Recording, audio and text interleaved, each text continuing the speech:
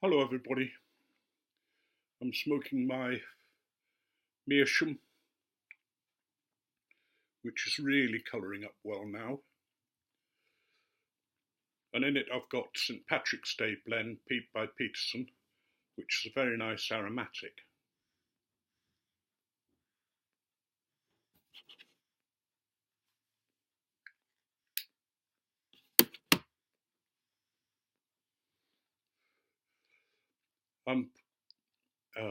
This is a VR to espb 58 on the occasion of his 100th sub-GAW. You asked us to tell you our most exciting event, or an exciting event in our lives. Well, the first thing you should know is that I'm not exactly the most courageous of people. So if you're expecting bungee jumping and wing gliding and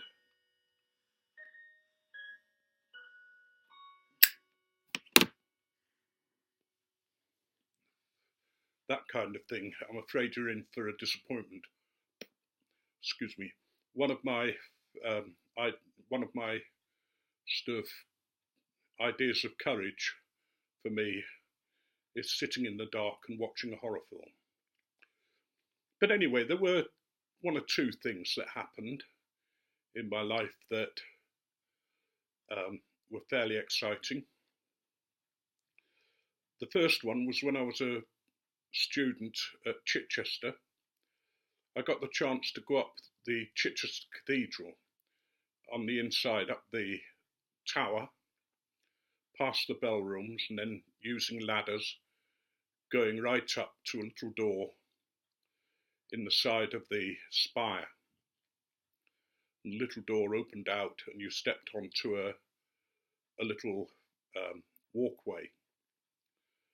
And the walkway had a 6-inch wall, which really was no height at all. So from the ground, it looked as if you were just walking almost on air. And I don't do heights very well.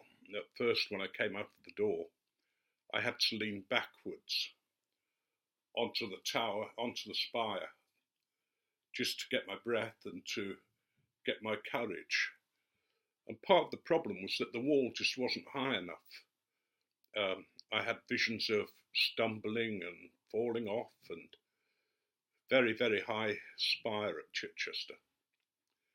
But eventually I did sort of come to terms with it and was able to look around, and you could see for miles, literally for miles. It was a bit like God saying, "Let there be light," and there was light, and you could see for bloody miles. I could see the sea, I could see the fields and all the things outside Chichester City. It was an amazing experience, but one where my legs were shaking, where I felt slightly dizzy, and where I was terrified of going over the edge.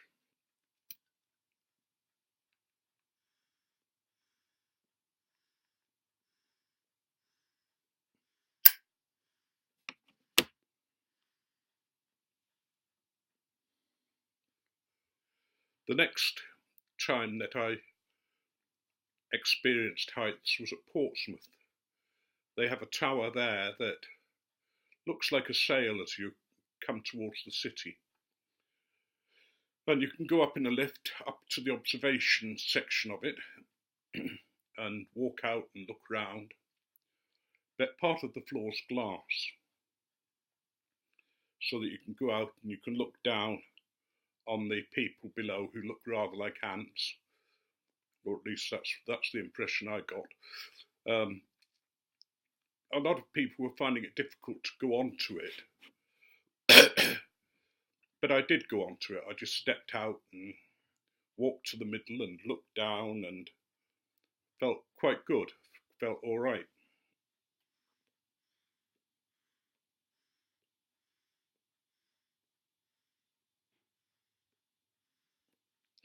and eventually other people joined me.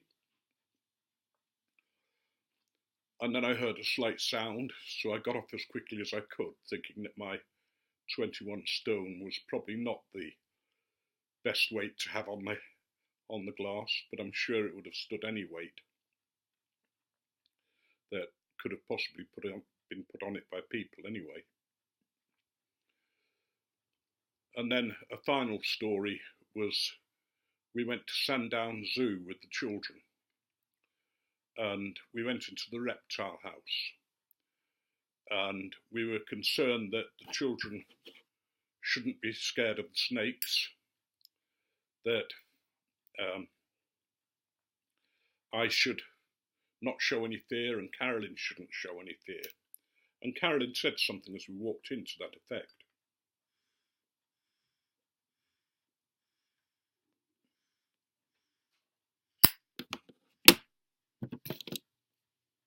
And we walked in, and there was a guy there holding a very, very long boa constrictor, I think it was. Or it might have been another constrictor. I forget what the other one's called. But he heard Carolyn's Yorkshire accent, and he'd come from Yorkshire.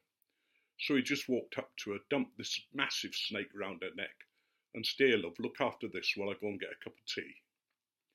And she sort of stood there, head in one hand, tail in the other, holding it. And I thought she did very well until they put it around my neck. And it was very, very heavy, very dry. It had picked up the warmth from the room and our bodies, so it was quite warm, and therefore reasonably active. So I'm holding the head and I'm holding the tail, and everything was going all right until it suddenly started squeezing the sides of my neck. But it went quite well, and eventually the children were photographed holding it, and it was quite a good experience. But I'll tell you a story about the man who looked after the snakes. There weren't many people in there. I think there were only the four of us and the man. And he was I think Tim asked him, had he ever been bitten? And he said, yes, twice by venomous snakes.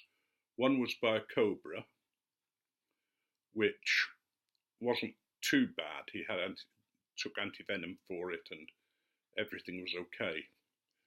But he said the worst thing was a rattlesnake that they had, and it had really bitten into his hand, bitten into the soft flesh there and underside, and he knew that it was a bad bite. So he went to the office, contacted the emergency services, got a helicopter ready to fly him to a hospital in London that dealt with such things. And what the manager at the office didn't tell him was that they hadn't any anti-venom. But anyway, as he was being wheeled into the hospital from the helicopter landing pad, a supply of anti-venom had been found and was coming in the door, at the street door, and they both arrived at the ward for at the same time. In fact, they went in together, and the hospital staff put him into bed and prepared him and gave him some anti-venom.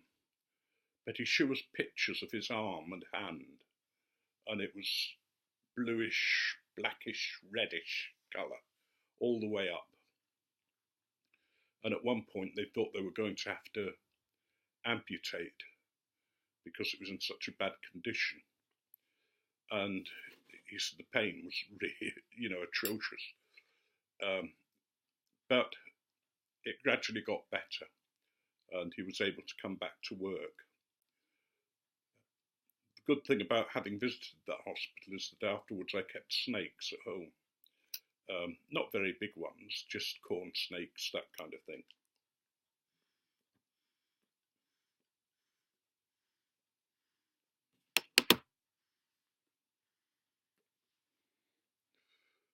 and everybody was sort of saying, oh, I couldn't do that, I couldn't do that.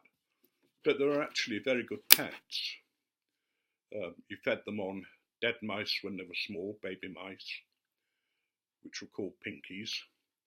And then you worked your way up until you were giving them dead adult mice. And they probably ate once or twice a week then. So that's my giveaway, that's my story for you. I hope that's enough to get me in. If not, I'll have to go out and do a bungee jump. But I want to wish you all the best with your 100 subs and upwards. That you've got a good channel, and the videos that I've seen of yours have been very worth watching. So I hope that you'll gradually get more subscribers and that you'll progress from there onwards, and you'll be surprised how quickly your numbers grow. I'm going to end it there and wish you all the best, and I hope you've had a really good Easter.